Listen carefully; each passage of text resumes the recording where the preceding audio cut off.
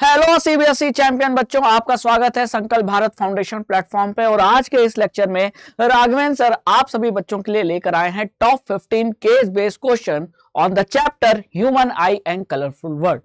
ठीक है, तो जो फिजिक्स के 4 चैप्टर है उसमें से मैंने 3 चैप्टर के टॉप 15 केस बेस्ड क्वेश्चन करा दिए थे। अब इस चैप्टर का क्वेश्चन बाकी था, तो चलिए स्टार्ट करते हैं आज का सेशन को एंड तक जरूर देखना। क्वेश्चन को पहले पढ़कर आप ट्राई करना वीडियो पॉज करके, और फिर मेरे आंसर से मैच करना, तब पता चलेगा आपको कितना आता है, कहां गलती आपसे हो गई। ठीक है, तो चलिए स्टार्ट करते हैं। पहला केस बेस्ड आपकी स्क्रीन पर अब आने वाला है और ये रहा पहला केस बेस्ड। ठीक है, आप पढ़िए इसको। ठीक है, मैं भी पढ़ देता हूं। There are mainly 3 common refractive defects of vision. हमारे जो विजन है उसमें मेनली 3 डिफेक्ट होते हैं। आपने पढ़ा है एनसीईआरटी में, कौन कौन से? Myopia, hypermetropia and presbyopia. ठीक है, in case of myopia person is able to see near by objects clearly but can not able to see distant objects. यानी मायोपिया में पास का तो देखता है, दूर का नहीं दिखाई देता। In hypermetropia person is not able to see near by objects clearly but he is able to see distant objects. यानी हाइपरमेट्रोपिया में पास के ऑब्जेक्ट्स तो क्लियरली दिखाई देते हैं लेकिन दूर के ऑब्जेक्ट्स क्लियरली दिखाई नहीं देते। ठीक है, और इस केस में, हाइपरमेट्रोपिया के केस में जो इमेज बनती है वो रेटिना के पीछे बनती है। मायोपिया के केस में जो इमेज बनती है वो रेटिना के फ्रंट में बनती है। और तो थर्ड डिफेक्ट है वो है प्रेसबायोपिया। इसके बारे में पढ़ लेते हैं। It is the defect of vision which occurs with ageing. यानी जैसे जैसे उम्र बढ़ती है, बुढ़ापा आता है, तो लोगों में बुढ़ापे में ये डिफेक्ट लोगों में क्रिएट हो जाता है। Such person is not able to see near by objects clearly and distinct object distinctly. यानी कि प्रेसबायोपिया में जो बूढ़े लोग हैं उनको ना पास का दिखाई देता है ऑब्जेक्ट्स, ना बहुत दूर के दिखाई देते हैं, है ना। तो पास और दूर दोनों के ऑब्जेक्ट जो हैं वो दिखाई नहीं देते, मतलब क्लियरली नहीं दिखाई देते, है ना। अंधे तो है नहीं, तो ऑब्जेक्ट्स तो दिखाई देंगे लेकिन क्लियरली नहीं दिखाई देंगे। ठीक है, क्लियर। तो ये तो हो गया, हमने पैराग्राफ को पढ़ लिया। अब आते हैं क्वेश्चन पे। तो पहला जो क्वेश्चन यहाँ इस पे बेस्ड 3 क्वेश्चन है। देखो, आपको एग्जाम में ना जो सेक्शन ई में मिलेंगे केस बेस्ड क्वेश्चन, उसमें हो सकता है कि कुछ क्वेश्चन में आपको ऑप्शन रहे कि या तो ये वाला क्वेश्चन, नहीं तो ये वाला क्वेश्चन, ऑप्शन रहेगा। ठीक है, लेकिन यहां मैंने ऑप्शन नहीं दिया है। आपको केस बेस्ड क्वेश्चन जो मिलेंगे वो 3 ही करने होंगे। ठीक है, लेकिन 3 में भी किसी किसी क्वेश्चन में ऑप्शन मिलेगा, तो ये ध्यान रखना, जो आए वो करना। ठीक है, अब पहला क्वेश्चन क्या पूछा है? A student sitting on the last bench of the classroom is not able to read clearly the letters written on the blackboard. What advice will a doctor give to her? यानी एक student है जो classroom की last bench पे बैठा है और वो जो ब्लैक बोर्ड पे लेटर्स लिखे हैं उनको वो देख नहीं पा रहा, is not able to read clearly the letters written on the blackboard. तो आप ये बताइए, अगर क्लासरूम के लास्ट बेंच पे बैठकर वो स्टूडेंट ब्लैक बोर्ड के जो लेटर्स हैं वो नहीं पढ़ पा रहा, उसको रीड नहीं कर पा रहा, तो आप बताइए कि ब्लैक बोर्ड को हम पास मानेंगे कि दूर मानेंगे? तो सिंपल सी चीज है कि अगर उस स्टूडेंट के हाथ में किताब होती जो कि लास्ट बेंच पे बैठा है, तो वो किताब पास का ऑब्जेक्ट हुआ, लेकिन जो ब्लैक बोर्ड है वो दूर का ऑब्जेक्ट हुआ। तो अगर ब्लैक बोर्ड के लेटर्स उसको क्लियरली नहीं दिखाई दे रहे, इसका मतलब उसके दूर का नहीं दिखाई दे रहा। तो अगर दूर का नहीं दिखाई दे रहा है तो उसे कौन सी बीमारी है बताइए? मायोपिया है। और मायोपिया में इमेज कहां बनने लगती है? रेटिना के आगे, फ्रंट में। तो उसे ठीक करने के लिए कौन सा लेंस यूज करना पड़ता है? Concave lens. तो अगर वो पेशेंट या स्टूडेंट जिसको ब्लैक बोर्ड का नहीं दिखाई दे रहा है, लास्ट बेंच पे बैठकर वो डॉक्टर के पास जाएगा, तो डॉक्टर क्या बोलेगा कि एक सुटेबल पावर का कॉनकेव लेंस अपने चश्मे में पहनो। और यही इस क्वेश्चन का आंसर है। तो what advice will a doctor give to her? तो यहां हम आंसर 1 लिख देते हैं, आप लिखो। ठीक है, doctor will advice student to use concave lens of suitable power. कोई भी पावर नहीं चलेगा, है ना। वही पावर जिसपे इमेज रेटिना पे बने वही पावर का यूज करना पड़ेगा। ऐसा तो है नहीं कि किसी भी पावर का लेंस हम यूज कर ले तो काम बन जाएगा, नहीं। ठीक है, इसीलिए सबका देखो चश्मे का एक पावर होता है, कोई बोलता है मेरा -1.25 पावर का है, कोई बोलता है कि मेरा -1.5 पावर का है। ठीक है, तो पावर बताना जरूरी है, क्योंकि किसी एक पर्टिकुलर पावर पे ही जो लेंस जो इमेज है वो कहां बनने लगेगा, रेटिना पे, और तब आपको इमेज जो है ऑब्जेक्ट है जो दिखाई देने लगेगा। ठीक है, तो डॉक्टर क्या एडवाइस करेगा स्टूडेंट को, डॉक्टर एडवाइस करेगा कि आप कॉन्केव लेंस यूज कीजिए, कितने सुटेबल पावर का। ठीक है, एज क्यों कॉन्केव लेंस, क्यों कॉन्वेक्स लेंस क्यों नहीं, क्योंकि स्टूडेंट को दूर का नहीं दिखाई दे रहा, स्टूडेंट मायोपिया से सफर कर रहा है। As student is suffering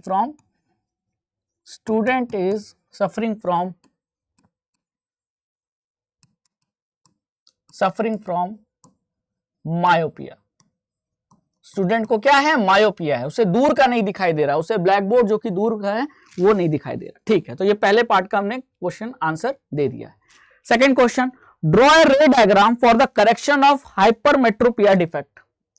hypermetropia defect है तो उसको भी करेक्ट करने के लिए हमें लेंस का यूज करना पड़ता है, तो वो लेंस वाला आपको करेक्शन वाला डायग्राम बनाना है। तो हाइपरमेट्रोपिया को कैसे ठीक करते हैं, अभी आपने पढ़ा कि मायोपिया में कॉन्केव लेंस यूज होता है और हाइपरमेट्रोपिया में इमेज कहां बनती है, रेटिना के पीछे। तो अगर इमेज को रेटिना पे बनाना है तो रेस को और ज्यादा कन्वर्ज करना पड़ेगा, और रेस को ज्यादा कन्वर्ज कौन करेगा, कॉन्वेक्स लेंस। तो हाइपरमेट्रोपिया को हम कॉन्वेक्स लेंस से ठीक करते हैं, और उसका जो करेक्शन वाला डायग्राम है वो ये है जो कि एनसीईआरटी में दिया है, तो यही डायग्राम आपको बनाना था। ठीक है, डायग्राम देख लो। पहले आप क्या करोगे, आप अपनी आंखों को बनाओगे। ठीक है, तो ये रहा आपकी आंख, ठीक है, ये रहा आपके आंखों का लेंस। ठीक है, अब आपने क्या किया, चश्मे में भी कॉन्वेक्स लेंस यूज कर लिया, क्योंकि हाइपरमेट्रोपिया को कॉन्वेक्स लेंस से ठीक करते हैं। तो ये भी कॉन्वेक्स लेंस है, ये भी कॉन्वेक्स लेंस है, लेकिन ये जो कॉन्वेक्स लेंस है ये आंखों का लेंस है, और ये जो लेंस है कॉन्वेक्स ये आपने चश्मे में पहना है। तो जब आप चश्मे में कॉन्वेक्स लेंस पहनोगे तो जो इमेज रेटिना के पीछे बन रही थी वो कन्वर्ज होकर कहां बनने लगेगी, रेटिना पे बनने लगेगी, और आपको ऑब्जेक्ट दिखाई देने लगेगा। तो यही डायग्राम बनाना था, और इस डायग्राम में ये जो एन डैश है ये क्या है, नॉर्मल नियर पॉइंट है, नॉर्मल आंखों का नियर पॉइंट है। ठीक है, जो कि कितना होता है 25 सेंटीमीटर, और ये जो एन है ये क्या है, तो हाइपरमेट्रोपिया में नियर पॉइंट दूर चला जाता है, तो ये हाइपरमेट्रोपिक आई का नियर पॉइंट है। ठीक है, तो ये भी एन क्या है, नियर पॉइंट है, ये सब आपको लिखना पड़ेगा। ठीक है, near point of hypermetropic eye, hypermetropic eye, ऐसी आंख जिसको हाइपरमेट्रोपिया की दिक्कत है उसका ये नियर पॉइंट है, जो कि नॉर्मल से थोड़ा आगे शिफ्ट हो गया। ठीक है, बात समझ में आ गई। तो ये रहा आपका करेक्शन वाला रे डायग्राम, आंसर सेकंड।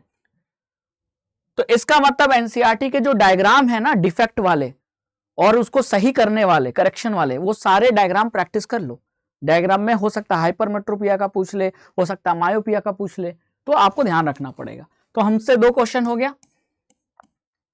तो रे डायग्राम की प्रैक्टिस बहुत जरूरी है। तो इस सेशन के बहाने मैं आपको यह भी बता रहा हूं कि आने वाले बोर्ड एग्जाम में बहुत सारे डायग्राम आपको बनाने पड़ेंगे, चाहे फिजिक्स हो, केमिस्ट्री हो या बायो हो। ठीक है, और डायग्राम पे बेस्ड क्वेश्चन भी आएगा, तो उसके लिए आप रेडी रहो, अभी से प्रैक्टिस कर लो।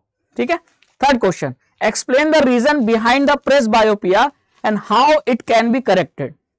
पैराग्राफ में आपने क्या पढ़ा था कि जैसे जैसे उम्र बढ़ती है, एजिंग होती है लोगों की, तो प्रेसबायोपिया की दिक्कत आती है आंखों में, लेकिन पूछा है क्यों आती है, उसे कैसे सही किया जाए। तो प्रेसबायोपिया की जो दिक्कत आती है उसके पीछे रीजन है क्या, 2 रीजन है। पहला रीजन क्या है, जो हमारा लेंस है ना, आंखों में जो लेंस है उसकी जो फ्लेक्सिबिलिटी है वो डिक्रीज हो जाती है, diminishing flexibility of eye lens. एक रीजन तो यह है, स्टार मार्क कर लो भैया, लेंस है ना उसकी फ्लेक्सिबिलिटी कुछ होगी, लेकिन उम्र के साथ काम करते करते होता है कि भाई लेंस जब से पैदा हुए तब से लेकर बुढ़ापे तक आपकी लेंस काम कर रही थी, तो भैया इतना काम लोगे आंखों से, लेंस से, तो उसकी फ्लेक्सिबिलिटी कम हो जाएगी। तो फ्लेक्सिबिलिटी की डिक्रीज होने के कारण, किसकी फ्लेक्सिबिलिटी, लेंस की फ्लेक्सिबिलिटी, और जो आपकी सिलरी मसल्स है जो लेंस का फोकल लेंथ चेंज करता है उसकी जो वीकनिंग है, भाई वो उसकी जो वीकनिंग है वो भी तो मसल्स है ना, कमजोर हो रहा है। तो इन दो रीजन के वजह से पर्सन को, बूढ़े आदमी को ना पास का दिखाई देगा ना दूर का दिखाई देगा, क्लियरली दिखाई देगा लेकिन क्लियरली नहीं दिखाई देगा, है ना। अगर उसको अखबार पढ़ना है तो भी नहीं पढ़ पाएगा, और उसको बोल दिया जाए भैया दादाजी वो देखो दूर से कुछ आ रहा है ना, ट्रेन, बस आवाज सुनाई देगी ट्रेन की, तो ट्रेन धुंधला दिखाई दे रहा है ना। तो यही है प्रेसबायोपिया। तो कॉज हमने लिख दिया। क्वेश्चन में दो चीजें पूछी थी। क्वेश्चन में क्या पूछा था, देखो ध्यान से, रीजन बिहाइंड प्रेसबायोपिया। तो रीजन क्या है, weakening of ciliary muscles and diminishing flexibility of I lens. अब पूछा है how it can be corrected. तो अभी आपने क्या देखा, प्रेसबायोपिया में पास का भी नहीं दिखाई देता, दूर का भी नहीं दिखाई देता। तो दूर का देखने के लिए, अब आप बताओ, दूर का देखने के लिए मतलब इसका मतलब प्रेसबायोपिया में मायोपिया और हाइपरमेट्रोपिया दोनों की शिकायत आ गई। तो इसका मतलब दोनों को फिर दोनों टाइप के लेंस का यूज करके हम उसे सही करेंगे। मायोपिया में हम कॉनकेव लेंस यूज करते हैं, हाइपरमेट्रोपिया में पास का देखने के लिए कॉन्वेक्स लेंस यूज करते हैं। लेकिन प्रेसबायोपिया में तो दोनों दिक्कत आ गई, तो दोनों टाइप का लेंस यूज करेंगे, जिसे हम कहते हैं बाईफोकल लेंस। क्या कहते हैं, बाईफोकल लेंस। ठीक है, तो presbyopia can be corrected by using bifocal lens. ठीक है, अब ये बाईफोकल लेंस का मतलब क्या है, बाईफोकल लेंस का मतलब ये है कि लेंस में कॉनकेव पोर्शन भी होता है और लेंस में कॉन्वेक्स लेंस भी होता है, उसका भी हिस्सा होता है, यानी दोनों लेंस से बनाया जाता है। ठीक है, तो the upper portion, bifocal lens का जो अपर पोर्शन है, जैसे मान लीजिए ये लेंस है बाईफोकल लेंस, ठीक है, ये क्या है, बाईफोकल लेंस है। ठीक है, अब इसका अपर पोर्शन, तो ये रहा अपर पोर्शन, है ना, ये रहा अपर पोर्शन। तो ये जो है वो कौन सा है, कॉनकेव लेंस है। तो इसकी मदद से वो क्या करेगा, दूर का देख पाएगा, क्योंकि मायोपिया में दूर का नहीं दिखाई देता। तो मायोपिया को करेक्ट करने के लिए हम क्या यूज करते हैं, कॉनकेव लेंस, तो हमें दूर का दिखने लगेगा।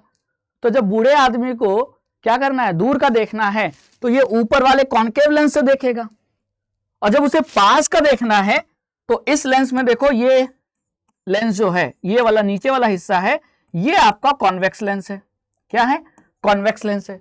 तो कॉन्वेक्स लेंस की मदद से वो पास का देखेगा, यानी अखबार देखना है, अखबार पढ़ना है, तो वो अपने चश्मे में इस वाले हिस्से से देखेगा। ठीक है, तो उसे पास का दिखाई देगा, और जब उसे दूर का देखना है तो अपने बाईफोकल लेंस में वो ऊपर वाले हिस्से का यूज करेगा जो कॉनकेव का बना है। तो वही चीज लिखा है कि बाईफोकल लेंस का upper portion consist of A concave lens, जो कि फैसिलिटेट करता है, मदद करता है दूर का देखने के लिए, डिस्टेंट विजन, और जो लोअर पोर्शन है बाईफोकल लेंस का वो कॉन्वेक्स लेंस से बना होता है, और ये नियर विजन में मदद करता है, फैसिलिटेट करता है। तो ये भी ध्यान रखना है कि बाईफोकल लेंस में अपर पोर्शन किस लेंस का बना होता है और लोअर पोर्शन किस लेंस का बना होता है, और किस चीज में मदद करता है। तो अपर पोर्शन कॉनकेव लेंस में जो दूर का देखने में मदद करता है, लोअर पोर्शन कॉन्वेक्स लेंस का बना होता है जो पास के ऑब्जेक्ट्स को देखने में मदद करता है।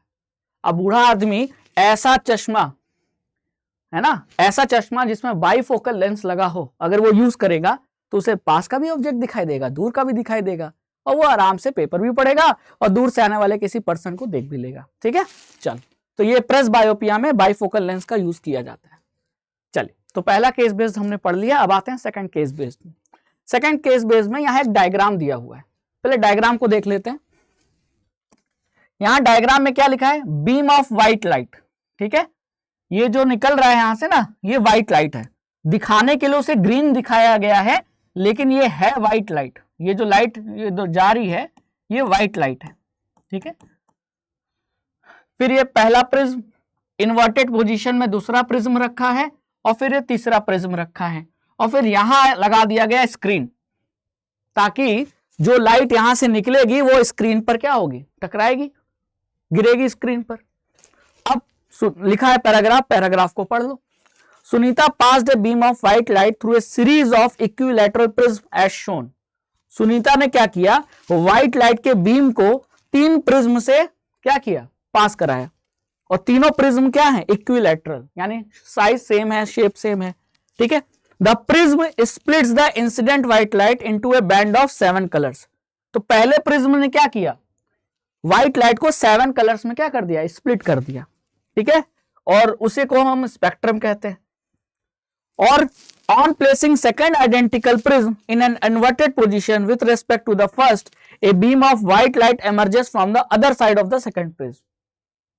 और जब सुनीता ने पहले प्रिज्म के बगल में दूसरा प्रिज्म इन्वर्टेड पोजीशन में उल्टा रखा, तो जो 7 लाइट थे वो वापस से कंबाइन होकर व्हाइट लाइट बन गया।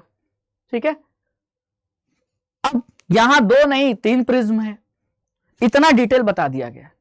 अब क्वेश्चन में क्या पूछा गया, आइए देखते हैं। What colour will be seen on the screen, screen पर क्या कलर मिलेगा आपको, पहला क्वेश्चन। अब आप ये बताइए कि एक प्रिज्म ने क्या किया, व्हाइट लाइट को 7 कलर में क्या कर दिया, स्प्लिट कर दिया। ठीक है, फिर दूसरे प्रिज्म ने क्या किया, अब दूसरा प्रिज्म इन्वर्टेड पोजीशन में है पहले के रेस्पेक्ट में, तो दूसरा प्रिज्म क्या करेगा, 7 कलर को और ज्यादा स्प्लिट नहीं करेगा, 7 कलर को वापस से कंबाइन कर देगा। तो जब ये सातों कलर कंबाइन हो जाएंगे तो फिर क्या बन जाएगा, फिर व्हाइट लाइट बन जाएगा। फिर व्हाइट लाइट फिर सीधे प्रिज्म से गुजरेगा तो क्या होगा, अगेन डिस्पर्सन होगा और ये व्हाइट लाइट दोबारा 7 कलर में क्या हो जाएंगे, स्प्लिट हो जाएंगे, जिसमें प्रिज्म के बेस, थर्ड प्रिज्म के बेस के करीब वॉयलेट नजर आएगा और सबसे ऊपर रेड नजर आएगा, यानी यहां आपको 7 कलर नजर आएंगे स्क्रीन पर। तो जो पहला क्वेश्चन है कि स्क्रीन पर कौन सा कलर नजर आएगा, तो आंसर है 7 कलर्स। ठीक है, विबग्योर। तो यहां मैं आंसर लिख देता हूं,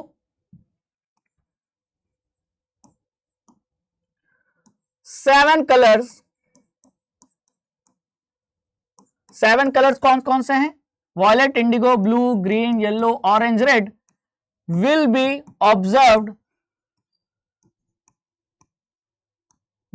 observed on the screen। लेकिन अगर सीक्वेंस पूछ लेगा तो आपको पता है सीक्वेंस क्या होगा, सबसे नीचे जो कलर होगा वो कौन सा होगा, वॉयलेट। क्यों, क्योंकि सबसे ज्यादा बेंडिंग किस में होता है, वॉयलेट कलर में। और मैंने आपको पढ़ाया है कि प्रिज्म के बेस को क्या पसंद है, वॉयलेट पसंद है, ये ट्रिक पढ़ाया ना याद रखने का। तो सबसे ज्यादा बेंडिंग वॉयलेट में, तो सबसे नीचे वॉयलेट, वॉयलेट के ऊपर इंडिगो, फिर ब्लू, फिर ग्रीन, फिर येलो, फिर ऑरेंज और फिर रेड। तो सबसे ऊपर रेड मिलेगा जिसमें सबसे कम बेंडिंग, और सबसे नीचे वॉयलेट मिलेगा। तो ये 7 कलर का स्पेक्ट्रम बैंड मिलेगा आपको स्क्रीन पर। ठीक है, तो मैं सीक्वेंस चाहूं तो लिख सकता हूं। सीक्वेंस क्या लिख दूं, सीक्वेंस लिख देता हूं, सबसे ऊपर रेड, सबसे नीचे violet, violet, indigo, blue, green, yellow, orange और रेड। ठीक है, ये कलर आपको मिलेंगे कहां, स्क्रीन पर। सीक्वेंस ये होगा, सीक्वेंस याद रखना जरूरी है, हो सकता है सीक्वेंस पूछ ले। तो हमने क्वेश्चन नंबर 4 का आंसर दे दिया। Next, copy the diagram above and draw the beam entering prism 1 and emerging from prism 3 and falling on the screen। तो क्वेश्चन नंबर 5 में आपको क्या करना है, जो लाइट का पाथ है ना, कहां से कहां, प्रिज्म 1 से लेकर स्क्रीन तक, वो ड्रॉ करना है ना। तो लगभग हमने ड्रॉ कर लिया था कि यहां से लाइट आई, कौन सी, व्हाइट कलर की, फिर वो क्या हुई, वो रिफ्रैक्ट होकर 7 कलर में स्प्लिट हो गई, फिर ये कंबाइन हो गई, और फिर ये इंसिडेंट होती है तो व्हाइट के फॉर्म में, और फिर दोबारा रिफ्रैक्ट होकर ये डिस्पर्स हो जाती है और दोबारा स्क्रीन पर 7 कलर में स्प्लिट हो जाती है। तो यही रास्ता बनाना था, तो यही डायग्राम बनाना था। तो अगर आप इसकी प्रैक्टिस कर लो तो आपको पूरे के पूरे नंबर मिलेंगे। और ये इसका डायग्राम है ना, कि यहां से व्हाइट लाइट आई, स्प्लिट हो गए 7 कलर में, फिर दूसरे प्रिज्म ने इसको वापस से कंबाइन कर दिया, फिर ये व्हाइट लाइट बन गई, फिर ये व्हाइट लाइट जब तीसरे प्रिज्म पर इंसिडेंट होती है तो दोबारा से 7 कलर में स्प्लिट हो जाती है और स्क्रीन पर नजर आती है। यही डायग्राम बनाना था। ठीक है, तो हमारा क्वेश्चन नंबर 5 भी हो गया। क्वेश्चन नंबर 6 भी कर लेते हैं। आइए देखते हैं क्या पूछा है। Name all the process that takes place when the beam of light enters the prism 1 and emerges from prism 3। यानी जब जो लाइट है प्रिज्म 1 में एंटर कर रही है और प्रिज्म 3 से बाहर निकल रही है, तो आपको कौन कौन सा फिनोमिना देखने को मिल रहा है। तो पहली चीज, आपको लाइट की बेंडिंग नजर आएगी, हाँ, क्योंकि बाहर तो एयर है, बाहर मीडियम क्या है, एयर, और ये जो प्रिज्म है ये किसका बना है? ये तो ग्लास का बना है। तो जब भी लाइट एयर से ग्लास में जाएगी, फिर ग्लास से एयर, फिर एयर से ग्लास, तो मीडियम लगातार चेंज हो रहा है, तो लाइट का क्या होगा? रिफ्रैक्शन। तो रिफ्रैक्शन नजर आएगा। और व्हाइट लाइट वापस से 7 कलर में स्प्लिट हो जा रही है, तो ये फिनोमिना डिस्पर्सन कहलाता है। तो आपको डिस्पर्सन भी नजर आ रहा है। तो वो कौन से 2 फिनोमिना है जो आप ऑब्जर्व कर रहे हो प्रिज्म 1 से लेकर प्रिज्म 3 तक? तो वो 2 फिनोमिना है। क्या आंसर होगा? Answer 6। The 2 phenomenon taking place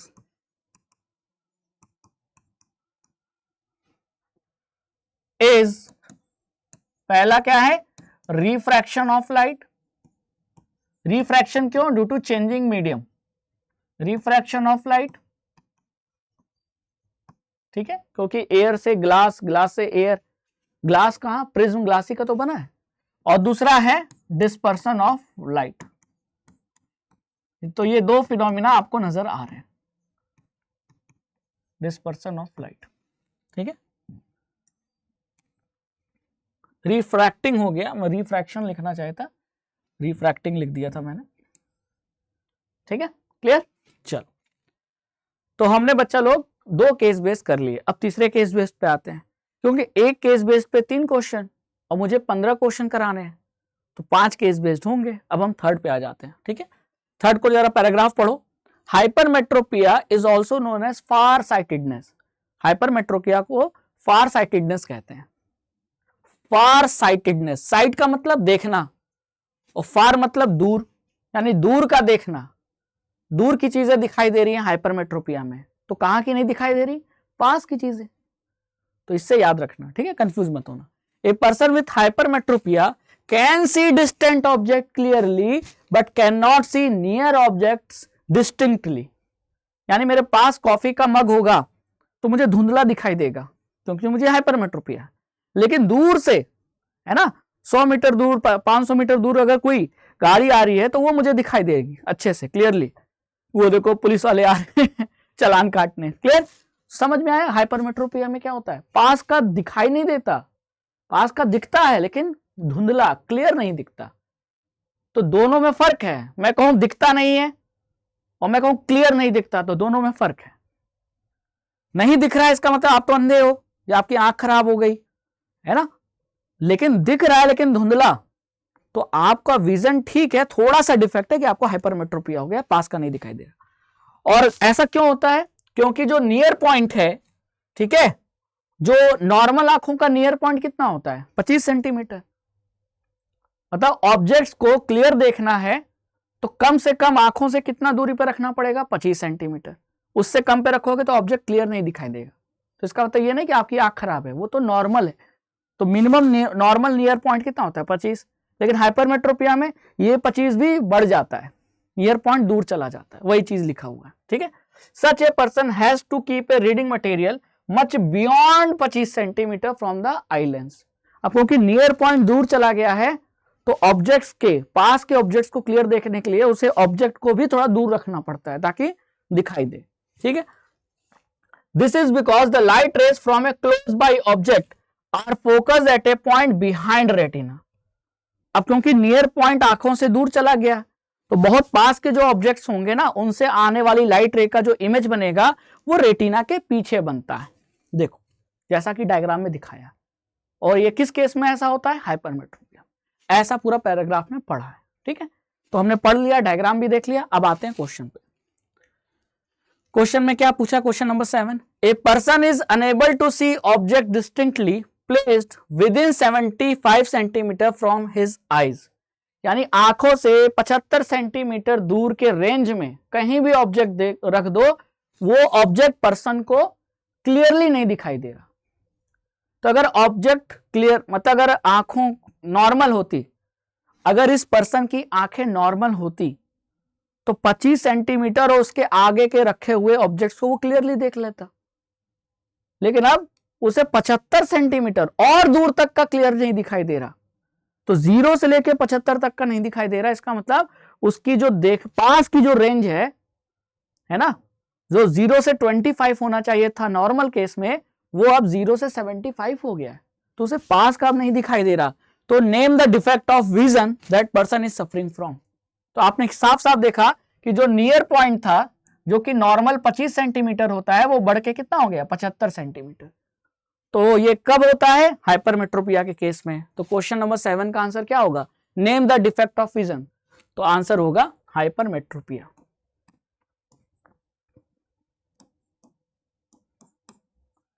the defect is hypermetropia. ठीक है, डिफेक्ट क्या है, हाइपरमेट्रोपिया है। ठीक है, list it's 2 possible causes of hypermetropia. तो अगर पर्सन को हाइपरमेट्रोपिया है तो हाइपरमेट्रोपिया के 2 पॉसिबल कॉज, रीजन कि लोगों को हाइपरमेट्रोपिया होता क्यों है। तो इसके 2 रीजन क्या होंगे। पहला जो रीजन है कि जो हमारा आई लेंस है उसका फोकल लेंथ काफी ज्यादा हो जाए। ठीक है, हमारे आंखों का जो लेंस है उसका फोकल लेंथ बहुत ज्यादा बढ़ जाए। मतलब मिनिमम कितना होता है फोकल लेंथ, 25 होता है, तभी तो नियर पॉइंट 25 कह रहे हैं भाई। जैसा फोकल लेंथ उतनी दूरी के ऑब्जेक्ट्स को हम देख सकते हैं। तो हमारे आंखों के जो लेंस है उसका फोकल लेंथ मिनिमम 25 हो सकता है। तो इसीलिए 25 या उससे ज्यादा दूरी पर रखे हुए ऑब्जेक्ट्स को हम देख पाते हैं। लेकिन फोकल लेंथ अगर हमारे आंखों का 25 से बढ़कर 75 हो जाए तो फिर आपको ऑब्जेक्ट्स अगर देखना है तो ऑब्जेक्ट को कहां रखना पड़ेगा, 75 या उसके आगे, है ना। 25 से लेकर 75 तक के ऑब्जेक्ट्स अब आपको दिखाई नहीं देंगे। तो ये इसीलिए हुआ कि आंखों के लेंस का फोकल लेंथ बढ़ गया। तो एक रीजन ये होता है। ठीक है, और हाइपरमेट्रोपिया का जो दूसरा रीजन है कि जो आई बॉल होती है वो काफी छोटी हो जाती है, eyeball has become too small, है ना। तो इन 2 कारण की वजह से पर्सन को हाइपरमेट्रोपिया की दिक्कत होती है। तो ये हमारे क्वेश्चन नंबर 8 का था आंसर। क्लियर, ठीक है। अब आ जाता है question number 9, calculate the power of lens needed to correct this defect. तो जो पर्सन को डिफेक्ट है उसको करेक्ट करने के लिए जो लेंस चाहिए उसका पावर आपको कैलकुलेट करना है। और क्वेश्चन में दे रखा है कि जो नियर पॉइंट होता है नॉर्मल आई का वो 25 सेंटीमीटर होता है। तो क्वेश्चन नंबर 9 में अगर आपको पावर कैलकुलेट करना है लेंस का तो आपको क्या चाहिए, फोकल लेंथ। अब फोकल लेंथ कहां से निकालें, तो आपको चाहिए ऑब्जेक्ट की डिस्टेंस और इमेज की डिस्टेंस। तो ये जो नियर पॉइंट है ये आपका क्या हो जाएगा, ऑब्जेक्ट की डिस्टेंस हो जाएगा। ठीक है, और अब आपका जो नियर पॉइंट बढ़कर 75 हो गया है ये इमेज की डिस्टेंस हो जाएगी। ठीक है, अब क्वेश्चन ये उठता है कि हम माइनस लेंगे कि प्लस लेंगे।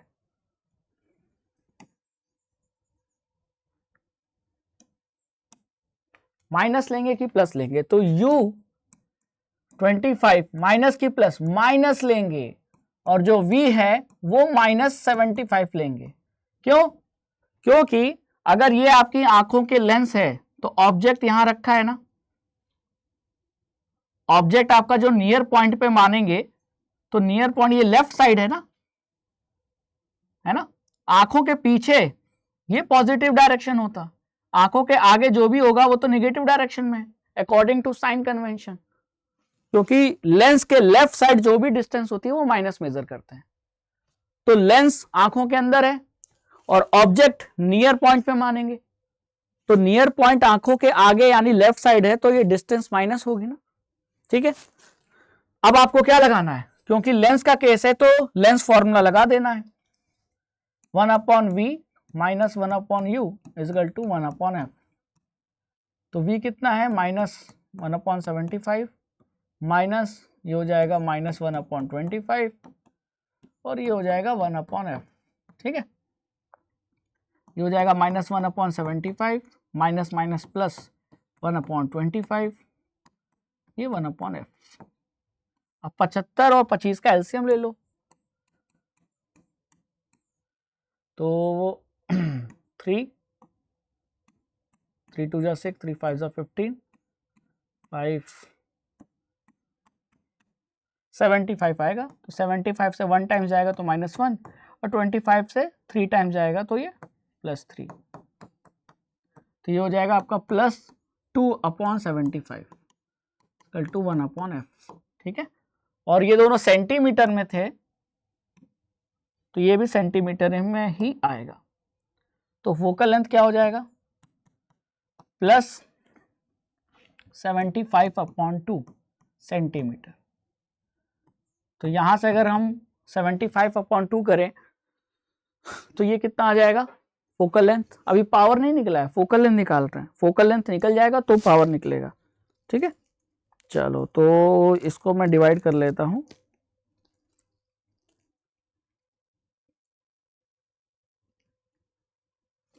सेवेंटी फाइव डिवाइडेड बाई 2, 37.5 है ना, 37.5। और प्लस में क्यों आया, प्लस में तो इसलिए आना था क्योंकि कॉन्वेक्स लेंस है और कॉन्वेक्स लेंस का फोकल लेंथ प्लस में आता है। अब पावर निकाल लो तो पावर हो जाएगा आपका कितना 1/f, लेकिन ध्यान रखना है कि पावर में जो फोकल लेंथ है वो मीटर में रखना होगा। अब ये आपका किस में है सेंटीमीटर में है, तो इसको किससे डिवाइड करेंगे 100 से, तो मीटर में करने के लिए हो जाएगा, ठीक है, प्लस में।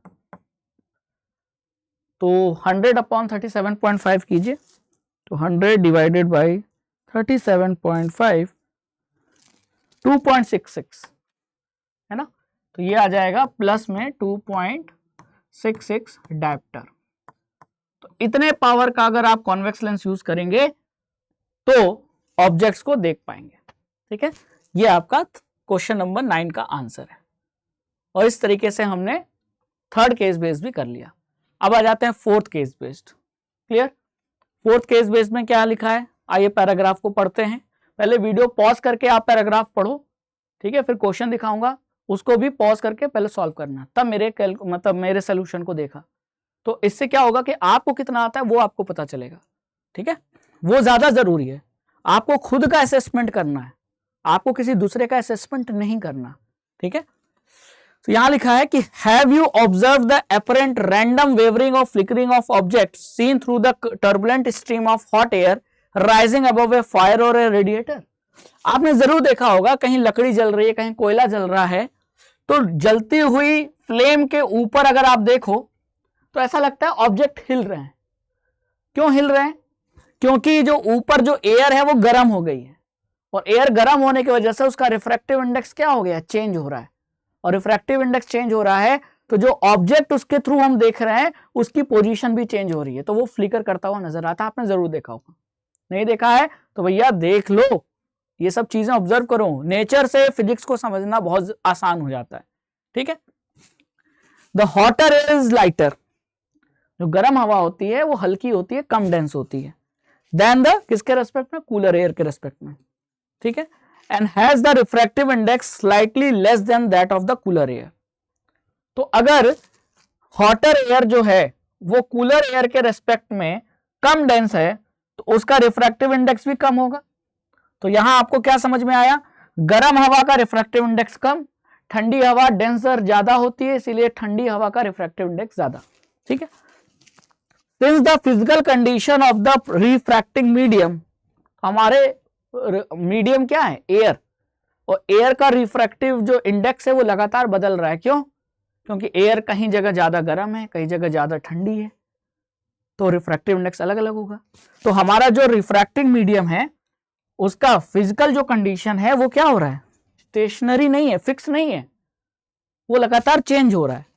और इसीलिए the apparent position of the object as seen through the hot air fluctuate, और इसीलिए जब उस गर्म हवा के थ्रू हम किसी ऑब्जेक्ट्स को देखते हैं, यानी बीच में ये गर्म हवा और उधर कोई ऑब्जेक्ट है और मैं उस ऑब्जेक्ट को देख रहा हूं, तो ऑब्जेक्ट से आने वाली लाइट रे इस गर्म हवा से जब गुजरेगी तो ऑब्जेक्ट की जो इमेज बनेगी वो कहीं फ्लक्चुएट करेगी, तो ऑब्जेक्ट हमें हिलता हुआ नजर आएगा। आप जरूर देख लो यहां ऐसा लग रहा है ना, क्लियर नहीं दिखाई दे रहा। दिस वेवरिंग इज दस an effect of atmospheric refraction, और इसी को हम एटमॉस्फेरिक रिफ्रैक्शन कहते हैं, ठीक है। On A small scale in our local environment, the twinkling of a star is a similar phenomena on a much larger scale. तो यही फिनोमिना एटमॉस्फेरिक रिफ्रैक्शन कहलाता है, जो कि छोटे स्केल पे है।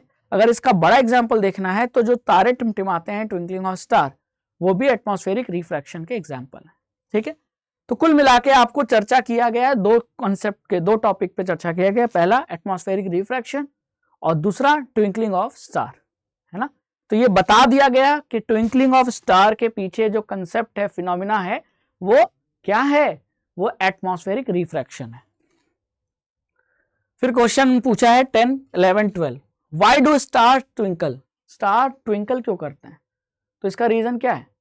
एक लाइन में अगर आंसर बताना हो, अगर ऑब्जेक्टिव क्वेश्चन होता तो इसका सही आंसर क्या जाता? Atmospheric refraction. एटमॉस्फेयर में जो एयर है उसमें लाइट का रिफ्रैक्शन होता है और लगातार रिफ्रैक्शन के कारण जो स्टार की जो इमेज बनती है वो फ्लक्चुएट होती है। तो कभी ज्यादा लाइट, कभी कम लाइट एंटर करती है हमारी आंखों में। कौन सी लाइट? जो स्टार से आ रही है, स्टार लाइट, और इसीलिए स्टार ट्विंकल करते हुए दिखाई देते हैं। तो यही इसका रीजन है। तो ऑब्जेक्टिव क्वेश्चन पूछता तो एटमॉस्फेरिक रिफ्रैक्शन, लेकिन ये तो सब्जेक्टिव क्वेश्चन है तो यहाँ लिखना पड़ेगा, है ना। तो आंसर नंबर 10 में क्या लिखेंगे? The star light on entering the atmosphere, earth के एटमॉस्फेयर में जब स्टार की लाइट एंटर करती है, सनलाइट मत लिख देना, तारों की अपनी खुद की लाइट होती है, यहां स्टार की लाइट की बात हो रही है ना। तो जब वो अर्थ के एटमॉस्फेयर में एंटर करता है, तो स्टार की लाइट जब अर्थ के एटमॉस्फेयर में एंटर करती है तो वो क्या होती है? वो अंडरगोज कंटिन्यूअसली रिफ्रैक्शन, कंटिन्यूअस, लगातार उस स्टार की लाइट का रिफ्रैक्शन होता है। क्यों? क्योंकि अर्थ के एटमॉस्फेयर में जो रिफ्रैक्टिव इंडेक्स है वो लगातार क्या हो रहा है? बदल रहा है। तो जब रिफ्रैक्टिव इंडेक्स बदल रहा है तो लाइट भी क्या होगी? बेंड होगी, कभी ज्यादा बेंड, कभी कम बेंड, कभी टुवर्ड्स नॉर्मल बेंड, कभी अवे फ्रॉम नॉर्मल बेंड, ठीक है। तो लगातार रिफ्रैक्शन हो रहा है, और रिफ्रैक्शन के कारण, लगातार रिफ्रैक्शन के कारण जो स्टार की जो एक्चुअल पोजीशन है, स्टार वहां नहीं दिखाई देता, स्टार कहीं और दिखाई देता है, और वो कहीं और वाली पोजीशन को हम क्या कहते हैं? Apparent position. और वो जो कहीं और दिखाई दे रहा है वो भी परमानेंट वहां नहीं दिखाई देगा। जो स्टार की एपरेंट पोजीशन है वो भी फिक्स नहीं रहती, क्योंकि भैया जब एयर का रिफ्रैक्टिव इंडेक्स लगातार बदल रहा है तो स्टार की एपरेंट पोजीशन भी लगातार बदलती रहती है, और उसके कारण कभी आंखों में ज्यादा लाइट एंटर करती है और कभी कम लाइट एंटर करती है। तो कभी ब्राइट, कभी फेंट, कभी चमकता हुआ, कभी धुंधला। तो ये ट्विंकलिंग इफेक्ट क्रिएट करता है, जिसकी वजह से हमें तारे टिमटिमाते हुए दिखाई देते हैं, यानी स्टार ट्विंकल करते हैं। तो कुल मिला के रीजन क्या हुआ? Atmospheric refraction. तो ये हमने आंसर नंबर 10 दे दिया, है ना। अब 11, draw a ray diagram representing the apparent star position due to atmospheric refraction. तो आपको इसी चीज का रे डायग्राम बनाना है जो एनसीईआरटी में दिया है, जहां आपको स्टार की एक्चुअल पोजीशन और उसकी एपरेंट पोजीशन दिखानी है, जो कि किसके कारण? एटमॉस्फेरिक रिफ्रैक्शन के कारण बनी। तो आइए दिखाते हैं। कौन सा डायग्राम आपको बनाना पड़ेगा? आपको ये डायग्राम बनाना पड़ेगा जो एनसीईआरटी में दिया है। ये आंसर नंबर 11 है। अब इसको डायग्राम को समझो। ये बच्चा खड़ा है, कहां खड़ा होगा? अर्थ के सरफेस पे ना। तो ये समझ लो अर्थ है, ये अर्थ का सरफेस है ना, क्लियर। अब ये खड़े होकर किसको देख रहा है? तारे को देख रहा है। तो ये तारे का क्या है? एक्चुअल पोजीशन है। एक्चुअल में तारा यहां है, ठीक है। लेकिन अर्थ के ऊपर ये जो एटमॉस्फेयर है, अर्थ के ऊपर ये जो एटमॉस्फेयर है ना, तो इस एटमॉस्फेयर में हवा की बहुत सारी लेयर्स हैं, ठीक है, बहुत सारी लेयर्स हैं। तो जैसे जैसे आप अर्थ के करीब आओगे, देखो क्या लिखा है, जैसे जैसे अर्थ के करीब आओगे जो एयर का रिफ्रैक्टिव इंडेक्स है वो क्या होगा? इंक्रीज होगा। यानी ऊपर वाली लेयर अपने नीचे वाली लेयर से क्या होगी? रेयर। और जैसे जैसे नीचे लेयर में आओगे एयर डेंसर होती जाएगी। डेंसर क्यों होगी? क्योंकि रिफ्रैक्टिव इंडेक्स क्या हो रहा है? इंक्रीज हो रहा है। यानी एटमॉस्फेयर में धरती के करीब जो हवा की लेयर है वो ज्यादा डेंसर है, उसका रिफ्रैक्टिव इंडेक्स ज्यादा है एज कंपेरिजन टू उसके ऊपर वाली लेयर के। तो यानी कि ये रेयरर तो ये डेंसर, ये रेयरर तो ये डेंसर, है ना। यानी किसी भी दो लेयर को कंपेयर करोगे तो नीचे वाली लेयर हमेशा डेंसर मिलेगी। तो लाइट जो स्टार की एक्चुअल पोजीशन से जो लाइट आ रही है वो हमेशा रेयर टू डेंसर जा रही है मीडियम में, और जब भी लाइट रेयर टू डेंसर जाती है किधर बेंड होती है, टुवर्ड्स नॉर्मल। तो ये देखो बेंड हो रही है टुवर्ड्स नॉर्मल, ठीक है। तो आ रही थी ऐसे, जाना था इसको ऐसे, लेकिन ये टुवर्ड्स नॉर्मल बेंड होते होते ऐसे चली गई। अब आंखों में जो एंटर कर रही है वो ऐसा लग रहा है इस डायरेक्शन से एंटर कर रही है। तो आंखों में जिधर से लाइट आएगी, जिस डायरेक्शन से लाइट आएगी उधर ही इमेज दिखाई देगी। तो लाइट ऐसा लग रहा है बच्चे को कि इधर से आ रही है, आना था ऐसे सीधे लेकिन वो मुड़ गई। मुड़ने के बाद अब बच्चे को लग रहा है कि इमेज यहां है। कौन सी इमेज? स्टार की इमेज यहां बन रही है। तो ये तो ऑब्जेक्ट हो गया, एक्चुअल पोजीशन। स्टार जो है एक्चुअल में यहां है, यहां दिखाई दे रहा है, ये उसकी इमेज है। और स्टार की इमेज को ही हम बोल रहे हैं स्टार की कौन सी पोजीशन? Apparent position.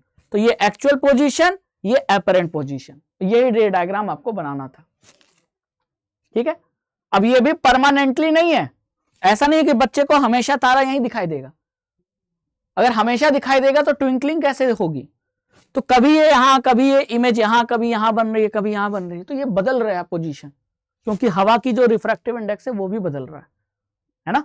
तो इस वजह से क्या हो रहा है, अगर हवा का रिफ्रैक्टिव इंडेक्स बदलेगा तो जो लाइट बेंड हो रही है उसका डायरेक्शन भी बदलेगा, तो एक्चुअल पोजीशन भी बदलेगी और आपको तारे टिमटिमाते हुए नजर आएंगे। तो यही रे डायग्राम बनाना था क्वेश्चन नंबर 11 में, ठीक है। तो हमने ये भी ड्रॉ कर लिया, ये एनसीईआरटी का डायग्राम है, इसको प्रैक्टिस कर लेना। चल question number 12, explain why the planets do not twinkle. Planet क्यों नहीं ट्विंकल होते हैं? देखो, प्लैनेट और स्टार दोनों में से स्टार क्या है? ज्यादा दूरी पर है। एक अर्थ के कंपैरिजन में जो बाकी प्लैनेट है, जुपिटर है, मार्स है, मरकुरी है, ये करीब है, लेकिन अर्थ के कंपैरिजन में जो स्टार हैं वो बहुत दूर हैं। तो जो प्लैनेट है वो पास है धरती के, तो वो बिहेव करते हैं बहुत सारे पॉइंट सोर्स की वजह से, है ना। यानी अगर अर्थ के कंपैरिजन में मैं जुपिटर लूं तो जुपिटर प्लैनेट है और मैं इस प्लैनेट को क्या मान सकता हूं? बहुत छोटे छोटे, है ना, बहुत छोटे छोटे पॉइंट सोर्स, बहुत सारे पॉइंट सोर्स से मिला हुआ एक सोर्स है जो बड़ा प्लैनेट बन गया, ठीक है। तो प्लैनेट को हम क्या कंसीडर कर सकते हैं? As a collection of large number of point source object. Point size के सोर्स वाले जो लाइट है ना, सोर्स ऑफ लाइट। प्लैनेट को हम क्या मान सकते हैं? Source of light. प्लैनेट के पास खुद की लाइट तो नहीं होती, वो दूसरे की लाइट को रिफ्लेक्ट करता है। तो प्लैनेट को हम मान सकते हैं कि वो बहुत सारे छोटे छोटे सोर्स ऑफ लाइट से बना है, ठीक है। अभी जो बहुत छोटे छोटे सोर्स ऑफ लाइट है ना, इनसे जो लाइट का रिफ्रैक्शन हो रहा है, जब वो लाइट अर्थ के एटमॉस्फेयर में एंटर कर रही है, तो वो सभी पॉइंट सोर्स से आने वाली लाइट का जो रिफ्रैक्शन है वो एक दूसरे को क्या कर दे रहा है? उसके इफेक्ट को नलिफाई यानी कैंसिल कर दे रहा है। तो जो नेट रिजल्ट है वो ये है कि आपको प्लैनेट जहां है वही दिखाई दे रहा है, ट्विंकलिंग करता हुआ नहीं दिखाई दे रहा। यही आपका रीजन है। तो प्लैनेट्स का पास होना अर्थ के, ये बहुत बड़ा रीजन है कि प्लैनेट ट्विंकल नहीं होते, ठीक है। The total variation in the amount of light entering our eye from all the individual point size sources will average out to 0।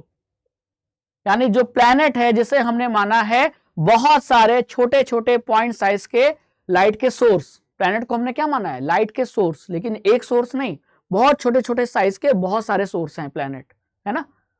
Planet तो एक है, लेकिन वो प्लैनेट बना किससे है? छोटे छोटे सोर्स ऑफ लाइट से, बहुत सारे छोटे छोटे सोर्स ऑफ लाइट से बना है। तो उनसे आने वाली जो लाइट रे है उसका जो वेरिएशन हो रहा है वो एक दूसरे को कैंसिल कर दे रहा है, नलिफाई कर दे रहा है, ठीक है।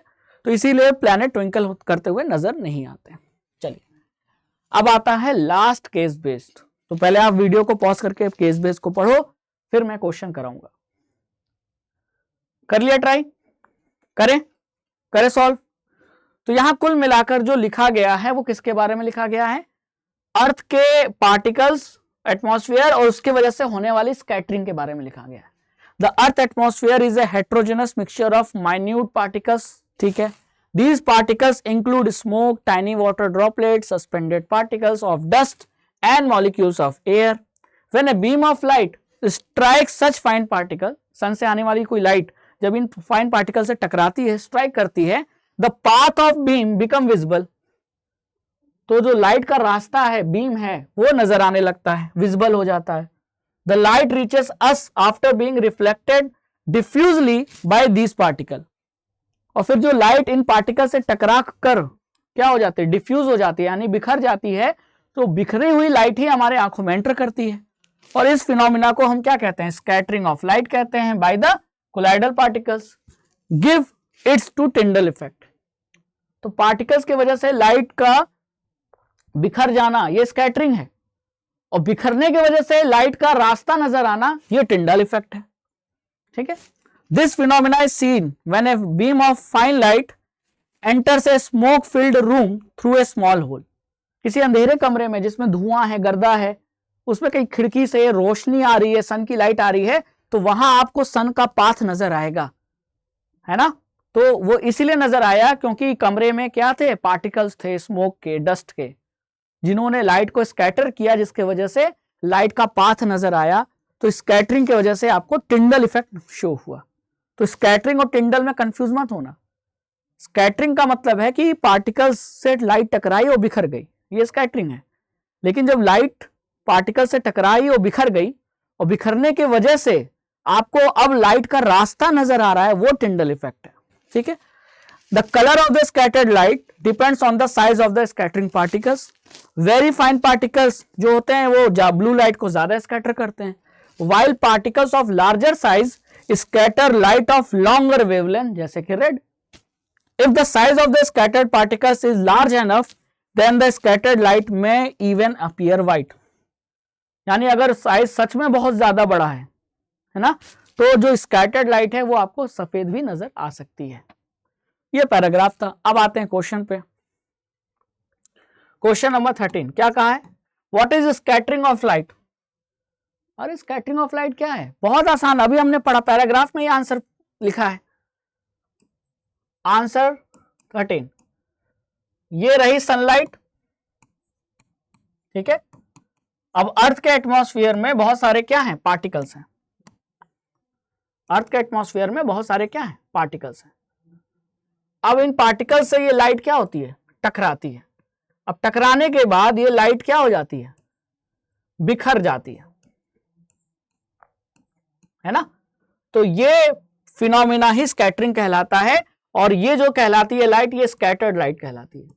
अब इस स्कैटर्ड लाइट का जो कलर है वो डिसाइड कौन करेगा, इस पार्टिकल का साइज डिसाइड करेगा, क्योंकि पैराग्राफ में लिखा है कि the size of the particle decides the colour of the scattered light. तो ये जो स्कैटर्ड लाइट है जो अलग अलग डायरेक्शन में बिखर गई, इसका कलर क्या होगा, ब्लू भी हो सकता है. तो अर्थ के केस में ब्लू होता है, तभी तो आसमान नीला दिखता है. तो वो इसीलिए क्योंकि पार्टिकल का साइज अगर छोटा होगा तो ब्लू कलर ज्यादा स्कैटर होगा. ठीक है. तो इसी फिनोमिना को हम स्कैटरिंग कहते हैं. तो वही लिखा है, the spreading of sunlight, the spreading of sunlight in all possible direction. किसने स्प्रेड किया, फैलाया, by the atmospheric particles which include smoke, water droplets, suspended particles of dust is known as scattering of light. तो ये हमारा answer number 13 हो गया. चलो ठीक है. नेक्स्ट क्वेश्चन क्या पूछा है, question number 14, explain how the colour of scattered light depends on the size of scattering particles. Size पर कलर कैसे डिसाइड होता है, तो ये यही लिखा है पैराग्राफ में कि the colour of scattered light depends on the size of scattering particles. जो पार्टिकल्स लाइट को स्कैटर कर रहे हैं उनका जो साइज है वही डिसाइड करेंगे कि कौन से कलर की लाइट ज्यादा स्कैटर होगी. और नीचे लिखा है कि वेरी फाइन पार्टिकल्स होंगे तो वो ब्लू लाइट को ज्यादा स्कैटर करेंगे. अगर साइज पार्टिकल्स का थोड़ा सा ज्यादा बड़ा है तो वो लॉन्गर वेवलेंथ की लाइट, यानी जैसे कि रेड को ज्यादा स्कैटर करेंगे. और अगर बहुत ज्यादा बड़ा है, और भी बड़ा है साइज, तो वो व्हाइट कलर को ज्यादा स्कैटर करेंगे. तो यहां मैं क्या लिखूंगा, यही बस यही आंसर लिख देना था, कॉपी कर लेना था. तो क्वेश्चन नंबर 14 का जो आंसर है वो तो बस पैराग्राफ से ही कॉपी कर लेना था. ये रहा आंसर ऑफ क्वेश्चन नंबर 14. तो आसमान का रंग नीला क्यों दिखाई देता है, इसीलिए क्योंकि हमारे एटमॉस्फेयर में जो पार्टिकल्स हैं उनका साइज कुछ इतना छोटा है कि जब सन से लाइट आती है, टकराती है, तो लाइट स्कैटर होती है, लेकिन स्कैटर लाइट का कलर जो है वो ब्लू हो जाता है क्योंकि पार्टिकल्स का साइज छोटा है, और वही ब्लू कलर हमारी आंखों में एंटर करता है तो हमको आसमान नीला दिखाई देता है। ठीक है, बात समझ में आ गई। अब नेक्स्ट क्वेश्चन, क्वेश्चन नंबर 15 और लास्ट क्वेश्चन क्या है, फटाफट देख लेते हैं। Why does the sky appear dark instead of blue to astronaut? अंतरिक्ष यात्रियों को जब वो अंतरिक्ष में चले जाते हैं, हाई एल्टीट्यूड पे चले जाते हैं, तो उन्हें जो स्काई है ना वो ब्लू नहीं, ब्लू तो धरती पर रहने वालों को दिखाई दे रहा है ना। अंतरिक्ष में अंतरिक्ष यात्रियों को जो आसमान है वो नीला नहीं काला दिखाई देता है, क्यों? तो आप भी बताइए, नीला क्यों दिखाई दिया था? स्कैटरिंग के कारण। स्कैटरिंग किसने किया? पार्टिकल्स ने। तो जब आप अर्थ पे हो तो आपके अगल बगल पार्टिकल्स हैं जो लाइट को स्कैटर कर रहे हैं, ब्लू कलर ज्यादा स्कैटर हो रहा है तो ब्लू कलर दिखाई दे रहा है स्काई का। लेकिन एस्ट्रोनॉट अर्थ के एटमॉस्फेयर से ऊपर चले गए, तो जहां एस्ट्रोनॉट हैं वहां नो एटमॉस्फेयर। नो एटमॉस्फेयर मतलब नो पार्टिकल्स, नो पार्टिकल्स मतलब लाइट की स्कैटरिंग नहीं होगी, क्योंकि पार्टिकल्स ही तो लाइट को स्कैटर कर रहे हैं। तो जब पार्टिकल्स है ही नहीं तो लाइट की स्कैटरिंग नहीं होगी, और लाइट स्कैटर नहीं होगा तो क्या होगा? अंधेरा दिखाई देगा, है ना। आपको क्या दिखाई देगा? अंधेरा, काला दिखाई देगा। तो स्काई इसीलिए अंतरिक्ष यात्रियों को ब्लैक दिखाई देता है, क्योंकि वहां एटमॉस्फेयर ना होने के कारण लाइट की स्कैटरिंग नहीं हो पाती। देखो ये अंतरिक्ष ब्लैक नजर आ रहा है, धरती तो ब्लू नजर आएगी, धरती तो ब्लू नजर आएगी, लेकिन बाकी जो स्काई है वो तो ब्लैक नजर आएगा, है कि नहीं? तो कारण यही है कि पार्टिकल्स का ना होना, एटमॉस्फेयर का ना होना। और इस क्वेश्चन को ऐसे भी पूछ सकता था कि जब पर्सन बहुत हाई एल्टीट्यूड पे जाता है तो उसके स्काई का कलर ब्लैक नजर आता है, क्यों? तो अगेन वही आंसर, हाई एल्टीट्यूड मतलब no atmosphere, no particles, no scattering, no blue colour, only black colour. ठीक है, चलिए। तो इस तरीके से बच्चों हमने क्या कर लिया, human I and colourful world chapter के टॉप 15 केस बेस्ड क्वेश्चन की प्रैक्टिस कर ली। आई होप इस प्रैक्टिस से आपको काफी कॉन्फिडेंस मिला होगा। तो इसी तरह राघवेंद्र सर के साथ फिजिक्स के कंसेप्ट को क्लियर करते रहिए, क्वेश्चन की प्रैक्टिस करते रहिए, आप टॉपर्स जरूर बनोगे। तो बने रहिए संकल्प भारत फाउंडेशन प्लेटफॉर्म पे। मिलते हैं नेक्स्ट लेक्चर में, तब तक के लिए खुश रहिए, मस्त रहिए, आबाद रहिए। जय हिंद, जय भारत।